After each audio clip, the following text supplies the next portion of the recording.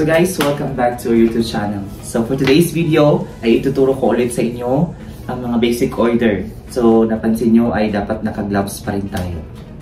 So kung ikaw ay isang baguhan sa aking YouTube channel, kung naligaw ka sa aking channel, welcome to the vlog. This is Arman Vlogs TV. Welcome to our YouTube channel. So for today's video, i-share ko sa inyo yung mga basic orders. Last time, naituro ko na yung tea without sugar, tea with sugar. At ngayon, ay ituturo ko sa inyo ang tea with mint at saka tea with milk. So yun ang mga basic na order. Isusunod natin yung order ng iba't ibang klase ng kape. Ayan. So ngayon, ay ituturo ko sa inyo yung tea with mint with sugar. Okay? So class, makinig kayo dahil magbigay ako ng quiz. Yeah, seryoso. So, welcome to Saudi Arabia. So, ako nga pala si Arman, OFW dito sa Riyadh. 2 years na po dito sa Saudi Arabia. So, for today's video, sisimulan na natin. Let's get started.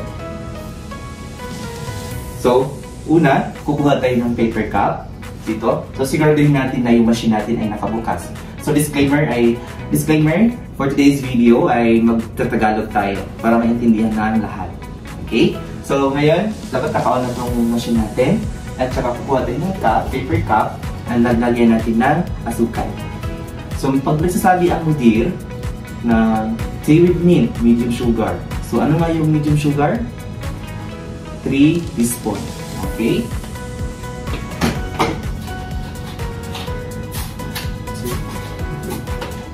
So, meron na tayong sugar, paper cup with sugar, medium sugar.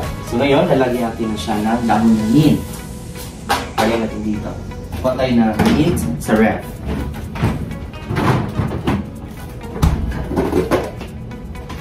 Yung paglagay ng dahon ng mint, okay, huwag lang masyadong damihan kasi mag-iiba yung lasa, magtatapang yung lasa.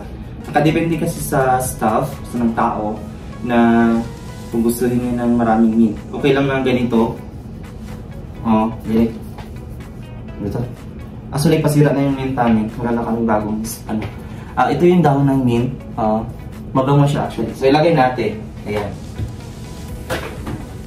So, ganito pa rin. Mangyayari, pag ang stop natin ay, or kung alam na natin yung order ng mudir, yung stop natin, 1 bag lang. So, 1 bag ang ilagay natin. Kung alam natin, or nagsasabi siya ng 2 bags ang ilagay natin. So, usually, isa lang yung tea bag na nilalagay nila.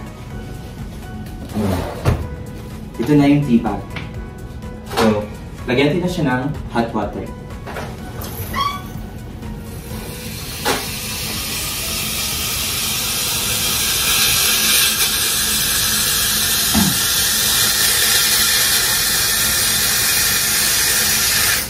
Ayan. Pagkatapos, pag may hot water na, hahaluin natin siya, guys. Ayan. So, ito na. Ito na yung tea with mint. Kasi mabango siya. Masarap sa pakiramdam yung aroma niya. Yung tea at saka mint naghahalo. So, ilagay natin siya dito. So, may oval tray pa rin tayo. Ayan, lagyan natin. Ayan. So, serve natin doon sa nag-order. Okay? So, proceed tayo sa tea with milk. Okay.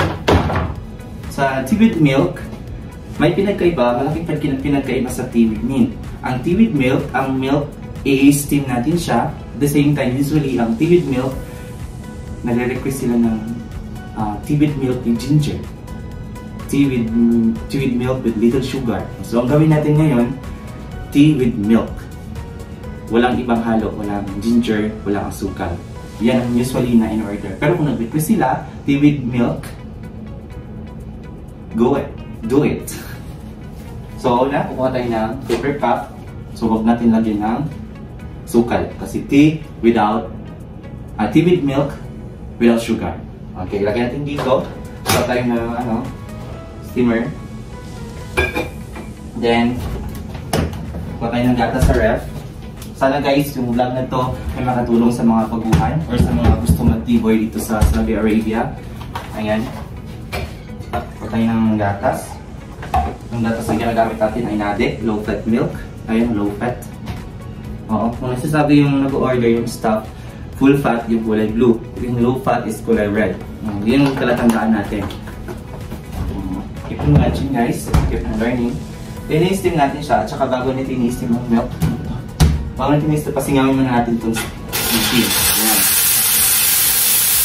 Kasi pag hindi mo ito pinapasingaw, ang lalabas dito, malamig na tubig.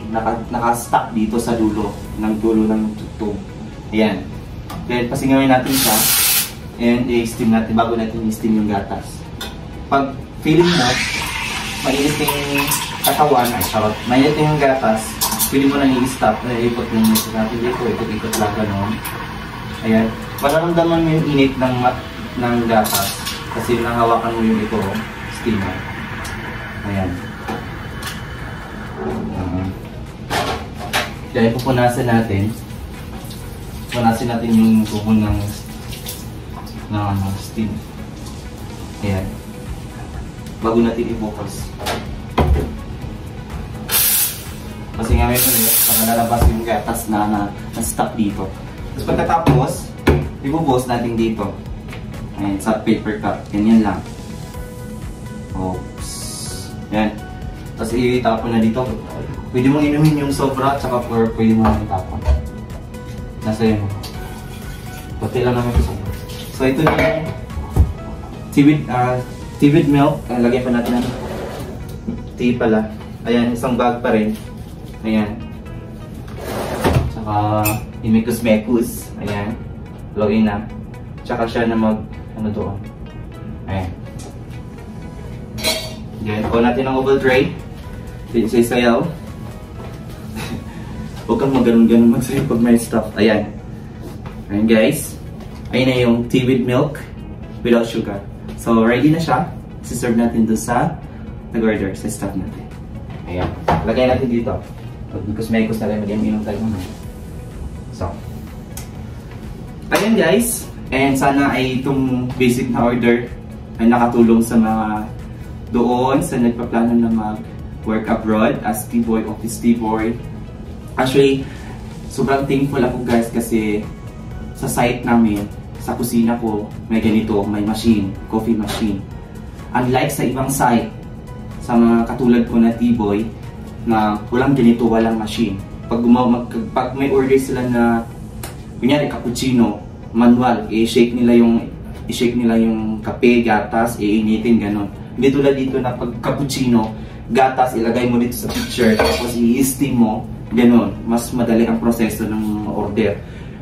Yan guys, and sana sa mga baguhan, or kung ikaw ay isa sa nanonood sa vlog na to, sana support natin ang channel natin, subscribe natin, and sana sa susunod na video ay makakatulong ulit ito. Or may matutulungan tayo sa pamagitan ng vlog na to. Okay? Sa susunod na vlog, mas marami pa tayong maibabahagi tungkol sa trabaho ng as T-boy dito sa Riyadh, Saudi Arabia. So guys, hindi ko na hahabain, baka wala nang manood. Thank you so much guys for watching. Hope you are doing well today. Yes, ika-4th day yung Ramadan dito sa Saudi Arabia.